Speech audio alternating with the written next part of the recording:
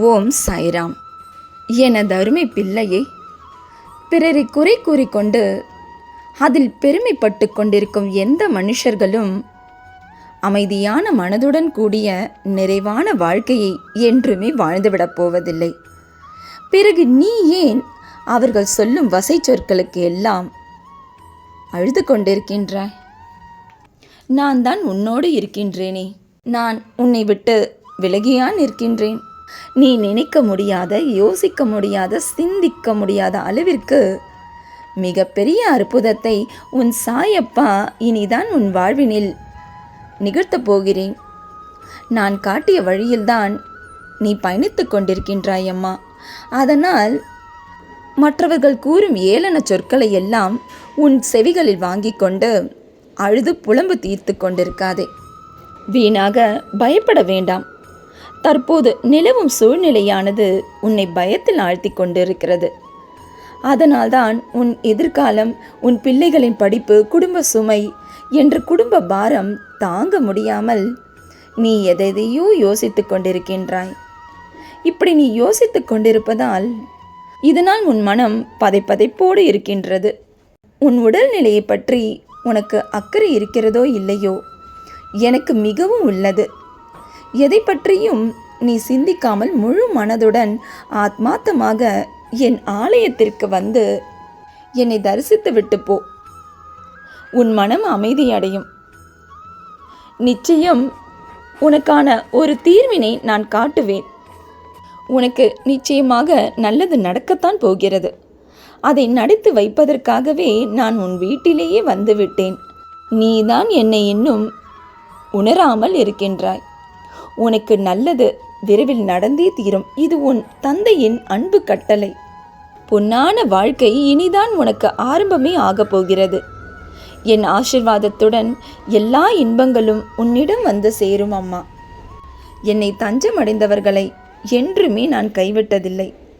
இதுவரை வருமானத்திற்காக பலரிடமும் கெஞ்சிக் கொண்டிருந்ததை எல்லாம் போதும். வீணாக பயம் கொள்ள வேண்டாம். உனக்கு எதுவும் தாமதமாகவில்லை. யார் யாருக்கு எதை எப்பொழுது செய்ய வேண்டும் என்று நான் ஒரு அட்டவணையே வைத்துள்ளேன். அது என்றுமே தப்பாது. நீ செய்து கொண்டிருக்கும் வேலையானது அதை நான் உனக்கு தந்த வாய்ப்பாகும். அதற்கு எஜமானன் நான் தான் என்பதை மறந்து விடாதே. அது எந்த மக்களுடைய வேலையும் அல்ல. உனக்கு எவ்வளவு வருமானம் தர வேண்டும் என்பதை தீர்மானிப்பவன் நானே ஆகும். உனக்கு ஒன்று அல்ல, இரட்டை வருமானமே நிச்சயமாக கிடைக்கும். இந்த போலி மனிதர்கள் தரும் ஊதியம்தான் உனக்கு தீர்ந்து கொண்டே போகும். மேலும் மேலும் இல்லை இல்லை என்று சொல்லும் அளவிற்கு தான் உன் நிலைமை மோசமாகிக் கொண்டே போகும். ஆனால் நான் உனக்கு இந்த மாதத்திற்குள் வழங்கப் போகும் சன்மானமோ அது என்றென்றும் தீராதது, மேன்மேலும் வளரக்கூடியது என்பதை மனதில் முதலில் ஆழமாக பதியவை. அது வளர்வதற்கு நீ என்ன செய்ய வேண்டும் தெரியுமா? உனக்கு நன்றாகவே தெரிந்திருக்கும். எனக்கு பிரியமான ஒரு விஷயம். அது என்ன என்று சொல் பார்க்கலாம். ஆம், அதுதான் அன்னதானம். இந்த அன்னதானம் செய்யும் பாக்கியத்தை நான் எல்லோருக்கும் வழங்குவதில்லை. ஆனால் என் அதிர்ஷ்டசாலி பிள்ளையான உனக்கு நான் அதனை தந்துள்ளேன் அம்மா. இந்த பாக்கியம் எத்தனை பேருக்கு கிடைச்சிருக்கு? என் செல்ல பிள்ளை உனக்குத்தான் கிடைச்சிருக்கு.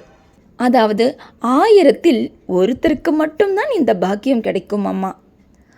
ஆனால் உன்னை நீயே தாழ்த்தி கொண்டு துரதிர்ஷ்டசாலி என்று பிறர் சொல்கிறார்கள் என்று உன்னை நீயே தாழ்த்தி கொள்ளலாமா?